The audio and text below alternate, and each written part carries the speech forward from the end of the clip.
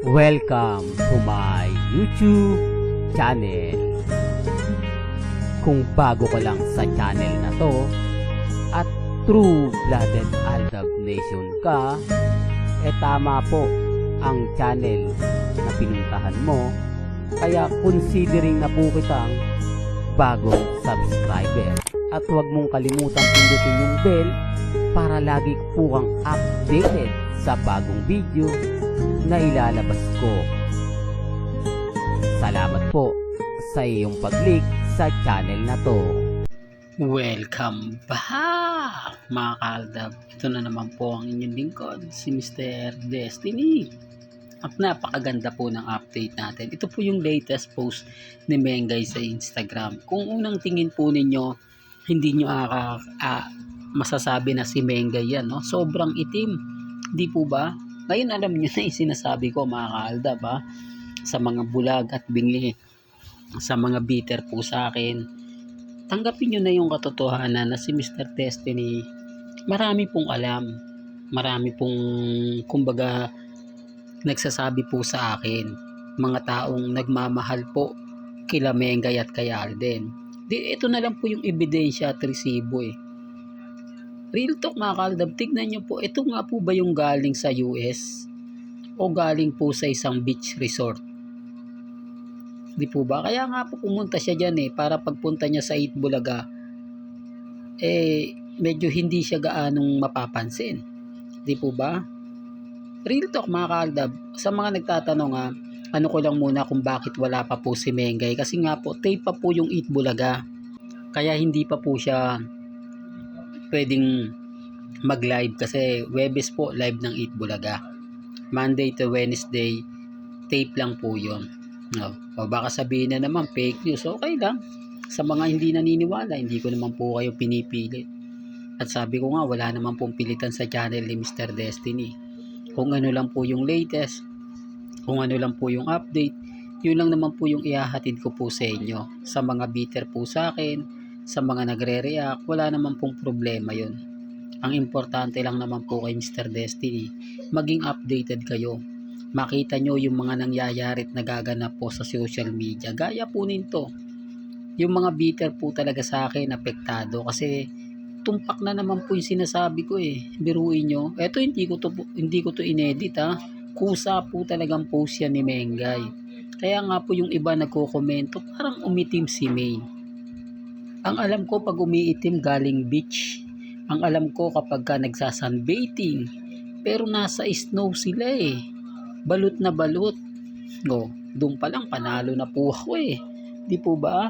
Nagpapadula sila sa snow. Tapos ganyang kaitim si Mengay pag uwi ng Pilipinas, kuno. Dito pa lang po mga kaaldab, malaking insulto at sampal na po sa mga taong kumbaga nagsasabi na nasa US kung ikukumpara na nasa beach. Di po ba? Although sabihin natin, may mga video sila na pinapakita, pero sa palagay po ninyo, common sense na lang po sa neutral lang na tanong. Kung ikukumpara nyo itong mukha ni Mengay at tatanungin ka kung saan siya galing, anong sasabihin nyo? Hindi, real talk. Di po ba sasabihin mo, umitim si Maine, sigurado sa beach yan. Yung isang araw ka nga lang pong maligo sa dagat Hindi po ba pag uwi mo? Hindi, real talk to. Alam ko naman po sa karamihan sa inyo nagsuswimming sa dagat. O kahit sabihin na natin na bihira lang, may kita nyo na. Kaya nga sabi ko sa inyo, may mga bagay-bagay po na mahirap ipaliwanag. Pero nang dahil nga po kay Mengay, napapaisip din sila. Hindi ko na po pinipilit na kumbinse kasi si Mengay rin naman po yung nagbibigay ng update sa akin Si Mengay na rin po ang nagpapatunay na totoo yung sinasabi ni Mr. Destiny. Kasi kung hindi naman po dito, talagang ibabash ako. Di po ba? Kasi pagdating ni Mengay, kala ko ba nasa beach, ganito ganyan. Bakit hindi siya umitim? Bakit normal? Eto pagpunta niya, okay na yan. Kasi ilang araw siya rito sa, kumbaga, tapos na yung bakasyon nila Mama Ten. May kita nyo, lalabas na si Mama Ten. Hindi po ba? Kasama na yan ni Alden sa susunod na mga lakad niya. O tapos titignan niyo yung mukha ni Mama Ten, parang nag yung tipong nagbabakbak.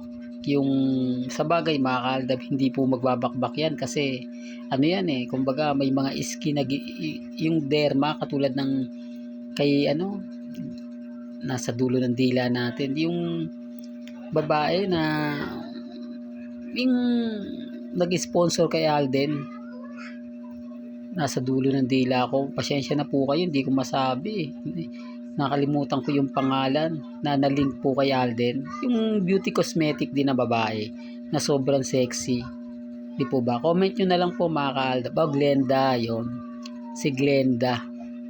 Di po ba? Na talaga naman pong pinagpantasyahan na may hidden desire kay Richard Paul Garson. Kaya hindi po iitim si Mama Ten. Si Mengay talagang wala talagang grabe, no? Talagang binabad niya, talagang pumuko sa bagay mga kaaldab. Sabi ko nga po sa inyo, ito yung isa sa paborito talaga ni Maine. Ang beach, di po ba? Diyan nga po siya pinuntahan ni Alden. Diyan nga po nag-arkila ng private plane si Richard Paul Garson para puntahan at sorpresahin si Maine Paul Garson na isang beses niya lang po ito ginawa sa tanang buhay niya. Hindi, real talk, ito wala pa naman po siyang pinapalit never na po niyang ginawa yan, kay Mengay lang. Kaya nga po yun po yung sinasabi ko, hindi naman gagawin niya ni Alden kung wala silang relasyon ni Maine. Hindi po ba? Mag-aarkila ka ng private plane, kung magagagawa ka ng rason at dahilan para magalit sa'yo si Maine, tapos bigla mo siyang susuprasahin. Sa tingin nyo, gagawain ba ng magkaibigan lang daw yon? Kaya nga sabi ko sa inyo, hindi ako namimilit Sabi ko nga lang, basta ako, kapag kaano lang po yung nakita natin sa social media, yun lang naman po yung ina-update ko. Masaya po ako kasi kahit papaano, nakaramdam ako ng saya, sigla, na kumbaga tinutulungan din ako ni Mengay. Kasi di po ba sinasabi ko na nasa beach ngayon si Mama Ten, kasama sina Maine Paul Garson, sila Baby Teo, Playmate, at kapatid ni Alden Richards, di po ba? Marami nang bumibati ko sa akin, di yan totoo, ganyan, etc. Kahit pa paano po, na sabihin nila, sige, panalo ka na. Nasa beach nga si Mengay, pero hindi si Alden Richards yung kasama. Hindi sina Baby Teo, sina Playmate, sila Mama Ten. Dalawa sila ni Congressman Arjo.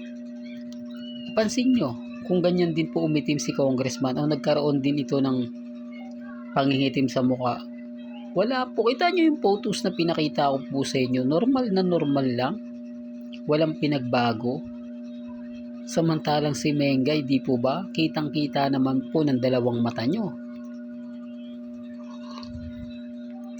Wala po akong binago. Kahit puntahan nyo po yung Instagram ni Maine, yun at yun ang makikita ninyo. Malaking insulto po ito talaga mga kaaldab sa mga kritiko ko na sinasabing wala sa beach si Mengay.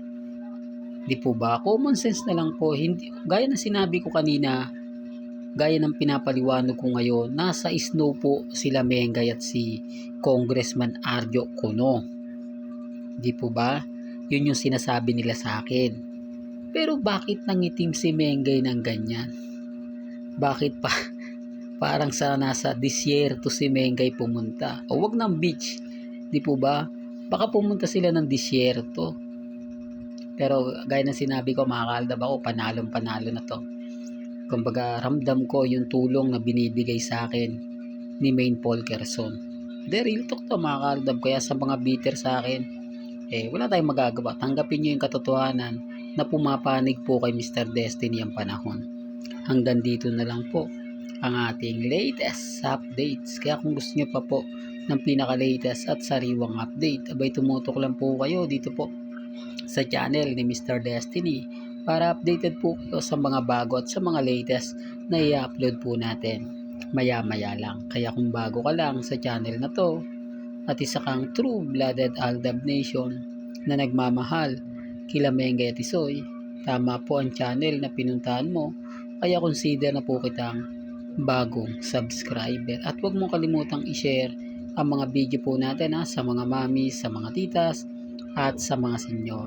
Hanggang sa muli, salamat po sa panonood at pakikinig.